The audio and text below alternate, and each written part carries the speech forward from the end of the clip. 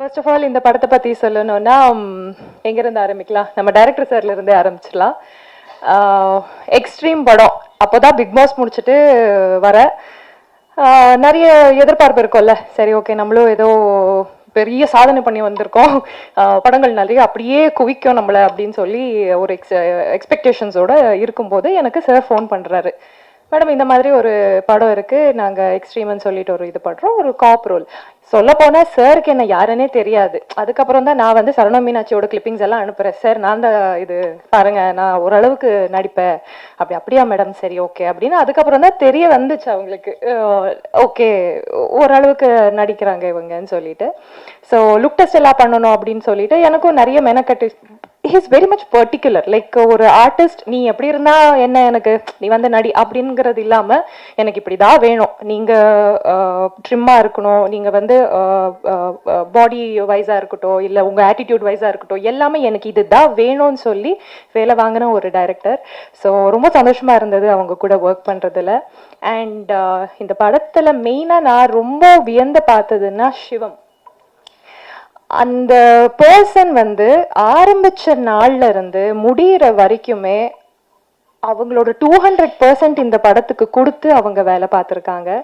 So அவங்க சொல்லிட்டு இருந்தாங்க, இப்போ ஒரு படத்துக்கு நமக்கு வந்து தியேட்டர்ஸ் கிடைக்காது, சிக்கனம் பண்ணி நாங்கள் வந்து ஷூட் பண்ணியிருக்கோம் 25 நாள். எல்லாமே அவ்வளோ உண்மை.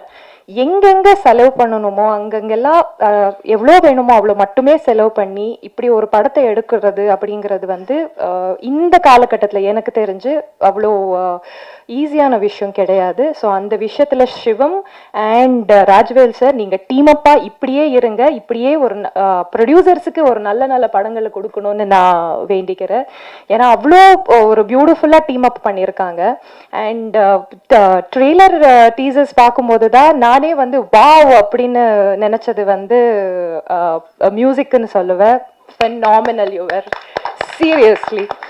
டீசர் வந்து நான் நிறைய பேருக்கு அனுப்பும்போது கூட எல்லாரும் ஃபர்ஸ்ட் சொன்னது மியூசிக்கு தான் டக்குன்னு கேட்சியாக இருக்குது. So you have done a phenomenal work and editing also sir, அமேசிங்காக இருக்குது. சத்தியமாக சொல்லணும்னா நான் இந்த படத்தில் நடிக்காமல் இருந்திருந்தாலும் நான் இந்த படத்தை இதே அளவுக்கு நான் வந்து ஃபீல் பண்ணியிருக்க முடியும்னு எனக்கு தோணுது சார். பிகாஸ் இந்த மாதிரி ஒரு எப்படி சொல்கிறது, இவ்வளோ ப்ரொஃபஷ்னலாக இவ்வளோ பேஷனேட்டாக ஒரு படத்தை நீங்கள் எடுத்துட்டு அதை வெளியே கொண்டு வர்றதுக்கு எவ்வளோ கஷ்டப்பட்டுட்டு இருக்காங்க அப்படிங்கிறது வந்து ஒவ்வொரு நாளும் நாங்கள் கூட இருக்கிறவங்க தான் பார்த்துட்டு இருக்கோம்.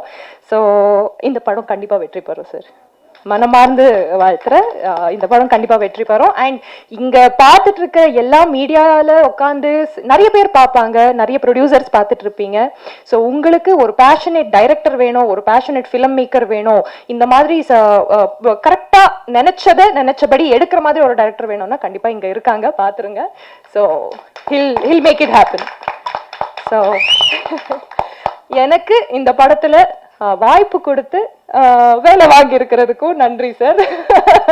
நிறைய படங்கள்ல நடிக்கலாம். I mean we can work more. Thank you so much. And எல்லா மீடியா நண்பர்களுக்கும் ரொம்ப நன்றி. இந்த படத்தை பத்தி நிறைய நீங்க தான் சொல்லணும். பிகாஸ் இப்போ வந்துட்டு இருக்கிற படங்கள் வந்து நல்லா இல்லை, பெரிய பெரிய பட்ஜெட் படம் வருது, நல்லா இல்லைன்னு சொல்லி ஃபீல் பண்றதை விட இந்த மாதிரி ஒரு சூப்பரான ஒரு படத்தை பார்த்துட்டு நீங்க சாட்டிஸ்ஃபேக்ஷனோட போகலாம். ஸோ இந்த மாதிரி படத்துக்கு நீங்க வந்து சப்போர்ட் பண்ணுங்க. தேங்க்யூ.